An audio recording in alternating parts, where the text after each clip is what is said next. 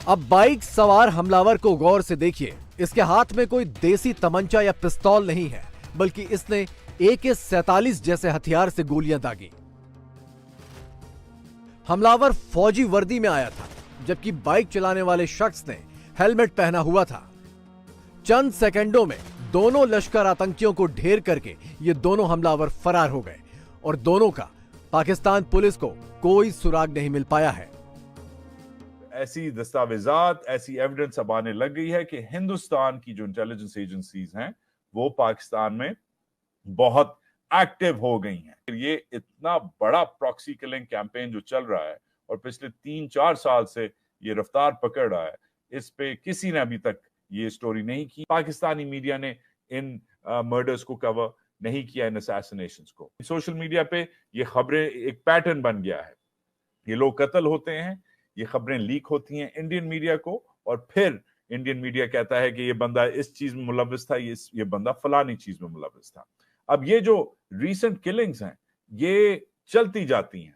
Indian intelligence कैसे पाकिस्तान में ground intelligence लेता है, लोगों को कैसे हायर करता है, कैसे रिक्रूट करता है, इन लोगों का सुराग कैसे लगाता है। और ये खाली जिहादी कमांडर्स के इर्द गिर्द नहीं है, सिख मिलिटेंट्स, उनको भी टारगेट किया गया है। इंडिया में की आज इतनी पावर है, इतनी लॉबिंग है, इतना मसल है, इतनी लेवरेज है।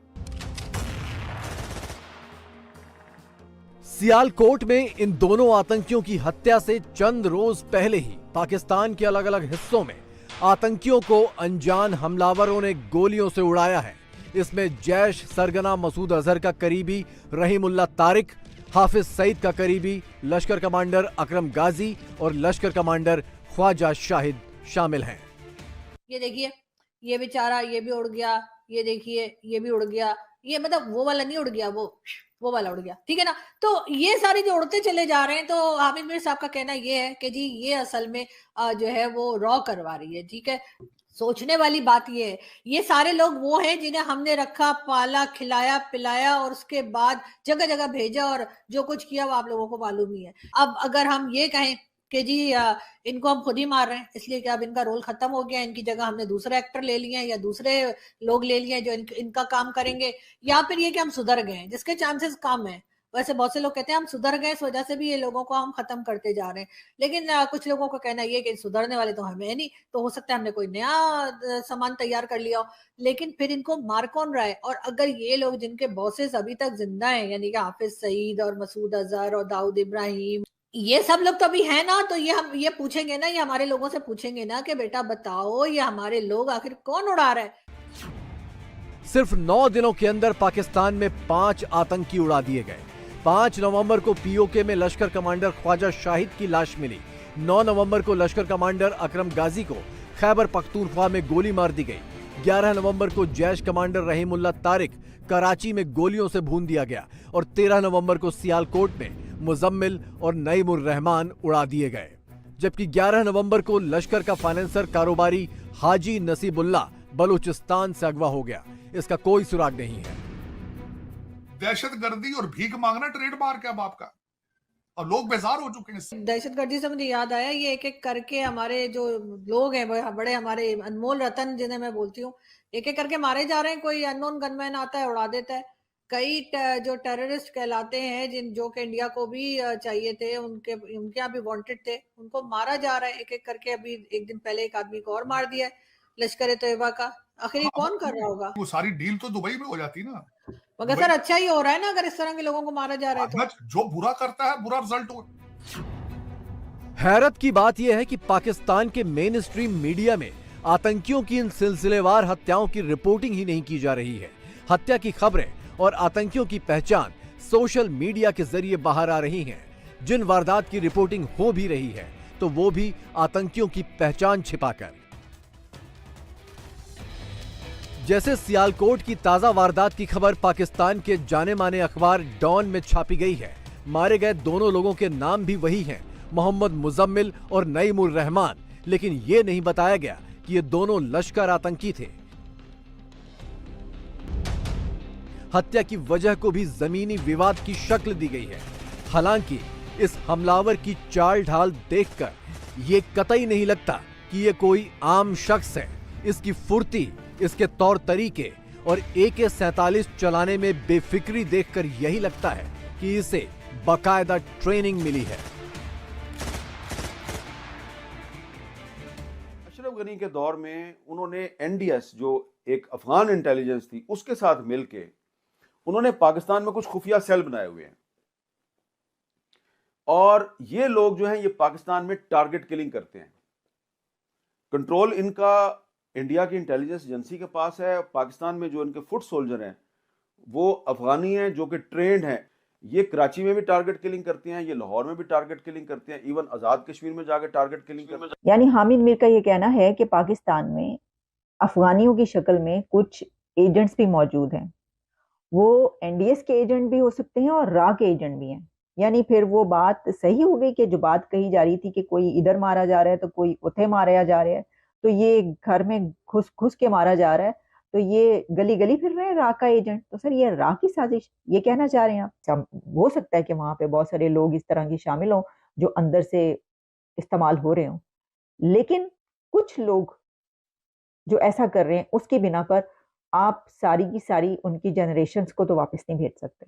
मेरा ख्याल है कि अफगानियों को जो पाकिस्तान में मौजूद है नमक हराम कहना या रॉ के एजेंट कहना, इसको कंडेम किया जाना चाहिए। पाकिस्तान में यह थ्योरी चल रही है कि जिहादियों की हत्या भारत करवा रहा है। इसमें भारतीय खुफिया एजेंसियों की मदद पाकिस्तान में रहने वाले अफगानी कर रहे हैं। पाकिस्तान में रहने वाले अफगानी भारतीय खुफिया एजेंसियों के एजेंट हैं और भारत के इशारे पर आतंकियों को चुन चुन कर मार रहे हैं। इसी वजह से सारे अफगानियों को पाकिस्तान से बाहर किया जा रहा है। जो अफगानिस्तान है उसकी सरजमीन पाकिस्तान के खिलाफ एक तवील अरसे से इस्तेमाल हो रही है। तालिबान से पहले का आप सारा दौर जो है जब वहाँ नेटो की फोर्सेस थी उसको ले लीजिए। जो स्पिन बोल्दक के इलाके में NDS, CIA और रॉ मिल के वहाँ फरारी कैंप्स चला रहे थे जिसके अंदर बलूचिस्तान के अलहदगी पसंदों को ट्रेनिंग दी जाती थी और वापस दहशतगर्दी के लिए बलूचिस्तान भेज दिया जाता था। हमने अफगानिस्तान को सपोर्ट किया, उनके महाजरीन को भी रखा, बहुत बड़ी कुर्बानियां दी। पाकिस्तान की सोसाइटी जो कुछ हमारे साथ हशर नशर हुआ, आज पूरी दुनिया में बदनामी भी ली, पूरी दुनिया ने हमें तालिबान का सपोर्टर भी कहा, इंटरनेशनल लेवल पे भी हमें पता नहीं क्या कुछ भुगतना पड़ा। 2 साल बाद पता चला जो 40 साल हमने जो कुछ करते रहे वो गलत करते रहे। तालिबान वहीं खड़े हुए हैं कि नहीं जनाब कि आप हमारे दोस्त नहीं हैं, आप हमारे, और वो आप हमें धमकियां दे रहे हैं। पाकिस्तान में रॉ को लेकर चल रही इस थ्योरी की सच्चाई क्या है ये कभी किसी को पता नहीं चलेगा, क्योंकि अगर ये ऑपरेशन रॉ का होगा भी तो रॉ सिर्फ करने में यकीन रखती है, पाकिस्तानी खुफिया एजेंसी ISI की तरह शोर मचाने में नहीं। एक जमाना था कि पाकिस्तान की ISI इस पूरे खित्ते में धनधनाती हुई फिरती थी। ऑब्वियसली मकबूजा जम्मू और कश्मीर में और उसके अलावा मुंबई में, दिल्ली में और दीगर और अटैक्स और कैंपेन्स इंडिया में चलाए हैं, मगर हिंदुस्तान बहुत सालों से चुप था। अब हिंदुस्तान बोल पड़ा है। अब इस सब में पाकिस्तान क्यों नहीं बोल रहा? क्योंकि पाकिस्तान अंडर प्रेशर है, क्योंकि पाकिस्तान कनाडा नहीं है, बिकॉज पाकिस्तान के ऊपर ऑलरेडी सैंक्शंस लगी हुई हैं या लगने का खदशा है। एक याद दिलाता चलूं, एक जमाना होता था कि पाकिस्तान ये हरकतें करता था, मगर अब टेबल्स जो हैं वो टर्न हो गई हैं। इंडियन जारियत, इंडियन इकोनॉमी, इंडियन डिप्लोमेसी के साथ बढ़ती जा रही है। जब भी मुल्क तरक्की करता है, जब भी मुल्क पावरफुल होता है, तो वो ये हरकतें करता है और ये हरकतें शुरू हो गई।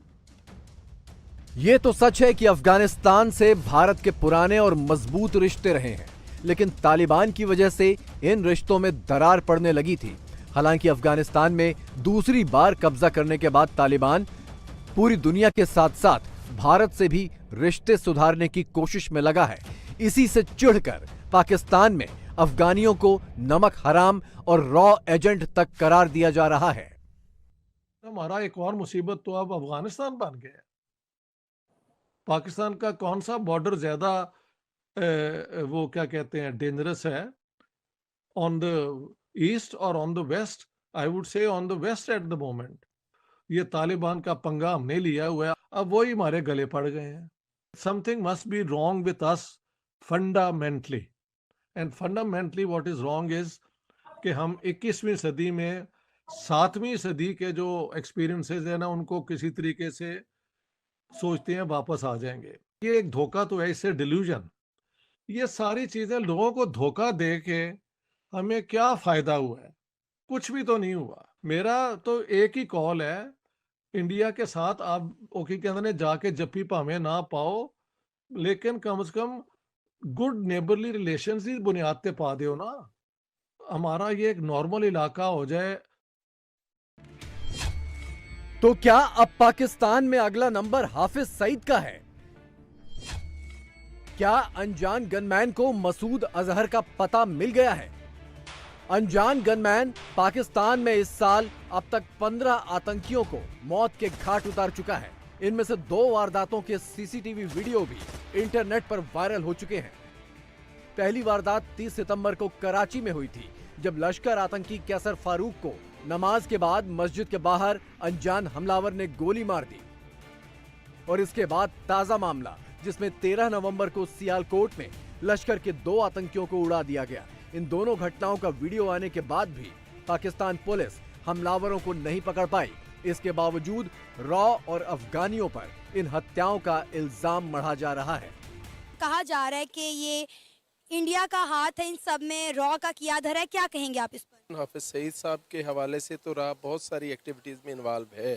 पहले भी उनके घर पे एक ब्लास्ट हुआ था जिसमें रॉ इन्वॉल्व थी। इंडिया को हाफिज सईद साहब से खारबाजी नहीं है, इंडिया को तो पाकिस्तान से खारबाजी है। वो पाकिस्तान को हर वक्त अगर मुस्तहकम करने के लिए कुछ ना कुछ करता रहता है, और ये भी उसी का हिस्सा लगता है। जब हाफिज सईद पर के घर पे कार हमला हुआ, कार बम धमाका हुआ, तो उस टाइम तो पाकिस्तान के मिनिस्टर्स की तरफ से प्रेस कॉन्फ्रेंस की गई। तो अब ये मामला तो 2 स्टेट्स के दरमियान बिल्कुल चल रहा है। वो मिलिटेंट्स जो एक जमाने में बहुत पावरफुल होते थे, अब इस तरह से उनको कैसे हिट किया जा रहा है। तो इस हवाले से जितने भी इम्पोर्टेंट पॉइंट्स हैं, उसमें ये सबसे बड़ी बात ये आती है कि पाकिस्तान के अंदर आखिर ऐसा क्या है या ऐसा कौन सा नेटवर्क बन चुका है कि जिसकी बेस पे वो इंटेलिजेंस जो है वो ग्राउंड से गैदर करके तो फिर ये टारगेट्स अचीव किए जा रहे हैं या हिट किए जा रहे हैं। पाकिस्तान एक तरफ तो अफगानियों पर रॉ एजेंट होने का इल्जाम लगाकर उन्हें गालियां दे रहा है, देश से निकाल रहा है। दूसरी तरफ तालिबान के कहर के डर से अफगानियों को खुश करने की कोशिश में भी लगा है। जो हमारे अफगान भाई इंडिया को खुश करने के लिए पाकिस्तान को गाली देते हैं, पाकिस्तान में महमूद गजनवी, शाहबुद्दीन गौरी, अहमद शाह अब्दाली, इनकी बड़ी इज्जत की जाती है। बल्कि पाकिस्तान ने तो अपने मिसाइलों के नाम जो हैं वो इन बुजुर्गों के नाम पे रखे हुए हैं, Gauri missile, Ghaznavi missile, Abdali missile. अब इसको कोई पाकिस्तानी मार के गया होगा ना, ये तो नहीं हो सकता कि कोई इंडिया से बंदा आया होगा जिसने मारा होगा, क्योंकि वो तो नहीं कर सकते, क्योंकि एक वो ये उनके लिए लॉजिस्टिकली पॉसिबल नहीं होता। ये ऑपरेट कैसे करते हैं कि फॉर एग्जांपल क्या कोई थर्ड पार्टी किसी चौथे मुल्क में कोई कॉन्ट्रैक्ट करते हैं, वो इधर क्या मतलब होता कैसे है? ये वाला शायद चूरन कि जी दुश्मन मुल्क की एजेंसियां ये सारा कुछ करती है, उस पर बात खत्म नहीं होती। आप पकड़े लोगों को कानून के कटघरे में लेके आया करें और उसके बाद दुनिया को दिखाया करें कि यार ये फला बंदा था, हमने इसको पकड़ा और ये इन चीजों में मुलविस रहा है। कनाडा में एक सिख रहनुमा कत्ल हुआ है तो उन्होंने पूरी दुनिया में शोर मचा दिया है। हमारे मुल्क पाकिस्तान में सिख नहीं, कई कश्मीरी रहनुमा जो हैं उनको कत्ल किया गया और इंडियन अखबार कह रहे हैं कि ये हमारी कार्रवाई है। क्या हमारे वजीर आजम को अब न्यूयॉर्क में यूनाइटेड नेशंस में जाके ये बात नहीं करनी चाहिए? क्योंकि उनका ताल्लुक जहादी तंजीमों के साथ माजी में 90s में रहा है और अभी वो फ्लाई सरगर्मियों में इन्वॉल्व थे, तो इसलिए उनको असैसिनेट कर। इनके एक भाई को पहले भी लाहौर में 2018 में टारगेट किलिंग के जरिए मारा गया था। ये अनजान गनमैन अफगानी हो या चाहे जो भी हो, पाकिस्तान में भारत के दुश्मनों के बीच इसका खौफ इतना है कि आईएसआई ने सारे बड़े आतंकी सरगनाओं की लोकेशन बदल दी है और इन्हें बाहर निकलने से सख्त मना कर रखा है। लेकिन जब इनका दुश्मन इन्हीं की जमीन पर घूम रहा हो तो हाफिज और मसूद कब तक छिपेंगे?